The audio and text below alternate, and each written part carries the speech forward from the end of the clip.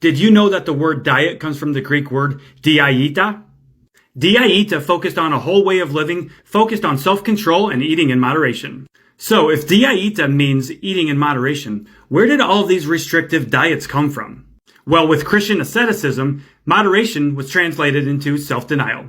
Welcome to the History of Dieting, where I talk about the history of restrictive diets and why they just don't work. For episode 1, I'm going to take you back to the 11th century. Today we're talking about William the Conqueror, the first Norman king of England and the inventor of the all-alcohol diet. You see, he created the all-alcohol diet around 1066 when he became so fat that he had trouble mounting his horse. It got so bad that he actually fell off the horse and landed head first. And to save himself the embarrassment, he acted like he was kissing the ground in joy. Now, to make things worse, King Philip of France was actually fat-shaming him. And I gotta say, just by looking at King Philip, he's definitely somebody that would fat-shame. You see, King Philip would often ask if William the Conqueror was pregnant. It was around then that William the Conqueror thereby declared that he was no longer eating food. He had the brilliant idea to just do nothing but drink alcohol. He informed his staff that he would no longer eat anything. All he was going to do was lay in bed and drink alcohol until the fat went away. Ah yes, nothing like some depression and alcoholism.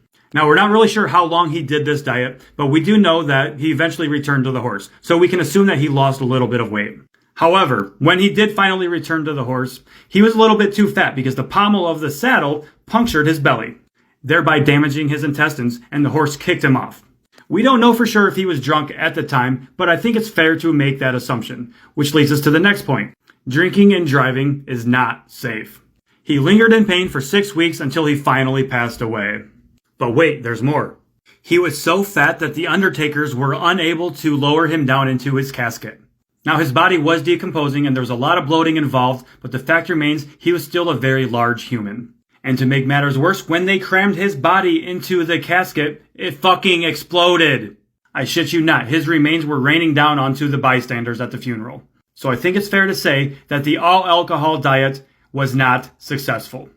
Now, if you enjoyed this video and you want to learn more about the history of dieting, go ahead and give me a follow.